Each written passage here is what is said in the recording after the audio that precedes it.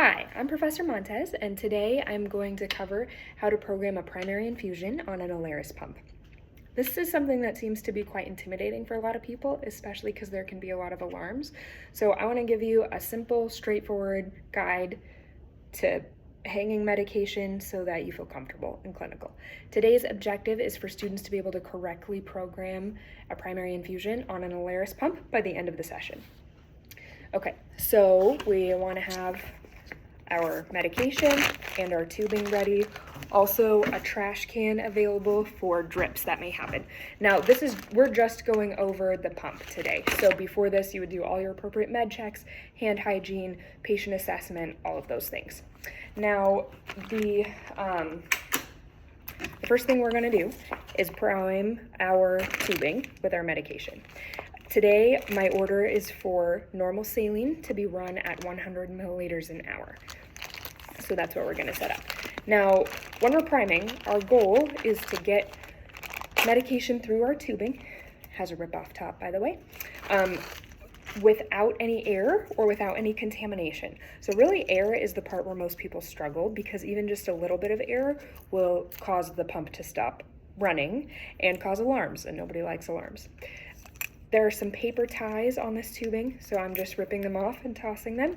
And then there also is this long blue sheath on here. That's the part that's actually gonna go in the pump in just a moment, but we can remove the sheath and just throw that in the trash.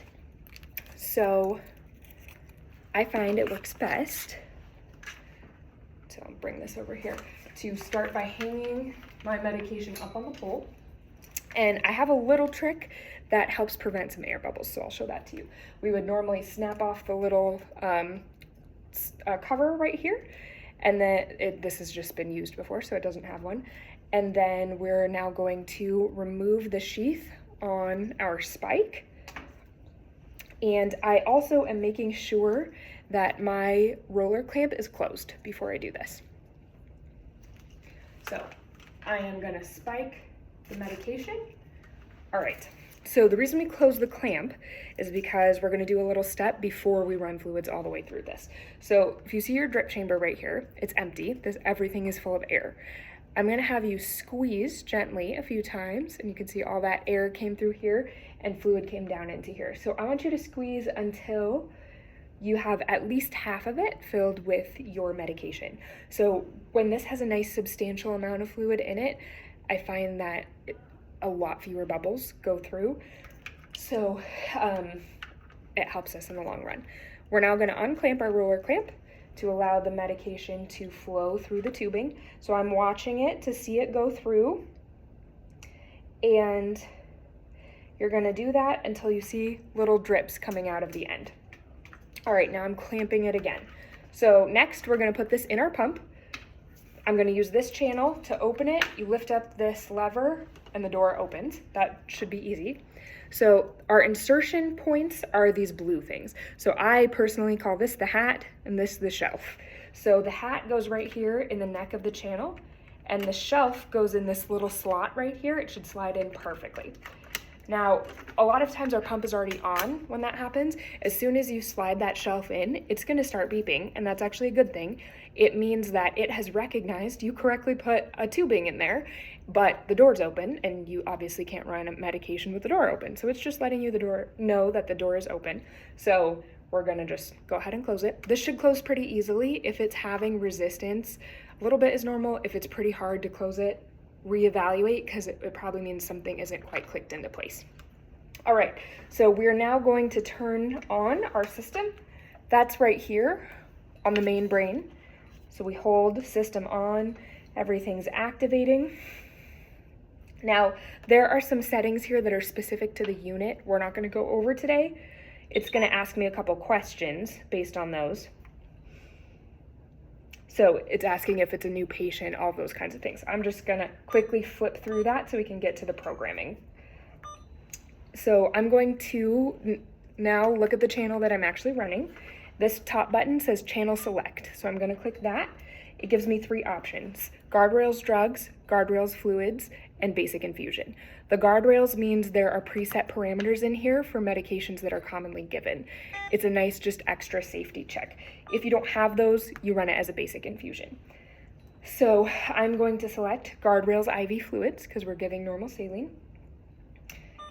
And it gives us some options. So we're using these arrows, by the way, to select things on the screen.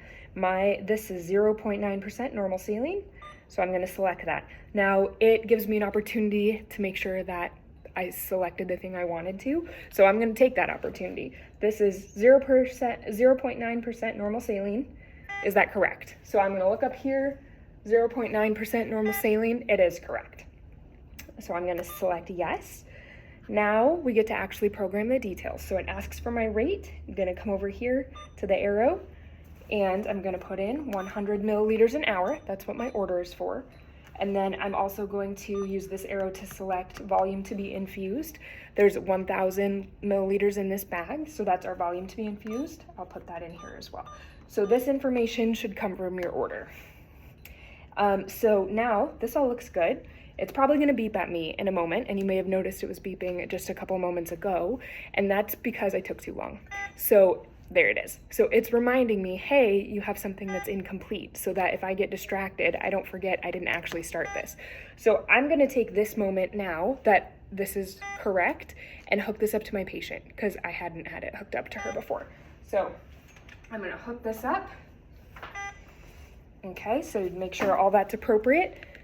And then you're gonna come over here and push start. So at this point, it starts running a check to make sure everything is good. So we're gonna do the same thing. First thing, the lights, you might notice, were yellow for a second. Yellow or red lights means something needs to be addressed. Green light means it thinks everything is good. So it's great, we want the pump to think everything's good, and we want us to think everything is good.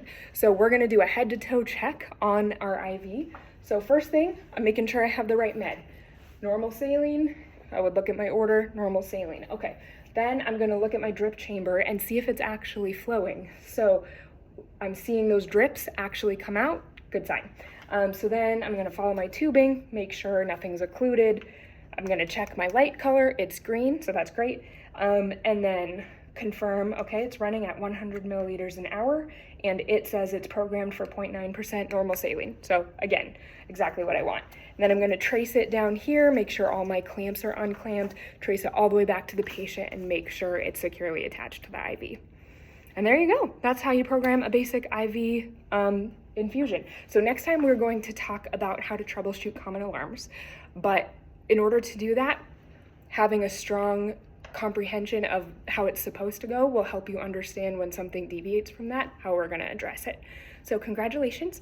I recommend practicing multiple times using this video right now so that you can start getting that muscle memory, because that's a big factor in being able to do it comfortably and not feeling anxious. So I wish you the best and good luck priming.